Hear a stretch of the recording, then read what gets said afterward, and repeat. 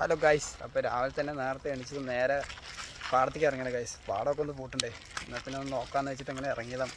Pot വിട്ട് ഇറങ്ങാനുള്ള കാരണം വേറെ ഒന്നുമല്ല, പാറ്റിലും മഴയാണ്. കുറച്ച് നേരം നിൽക്കുക, കുറച്ച് നേരം പോകുക, അങ്ങനെയുള്ള മഴയിലുണ്ട് വിശ്വസിക്കാൻ പറ്റില്ല. അപ്പം അങ്ങനെ പാടത്തേക്ക് വന്നാണ് ഗൈസ്. ഫാർമേഴ്സിൻ്റെ ലൈഫ് എന്താണെന്ന് അറിയാൻ വേണ്ടി പാടത്തോട്ട് വന്നതാണ്. പക്ഷേ വളരെ ദയനീയമാണ്, കാരണം ഒരുപാട് കഷ്ടപ്പാടുണ്ട് ഗൈസ് ഫാർമേഴ്സിനൊക്കെ.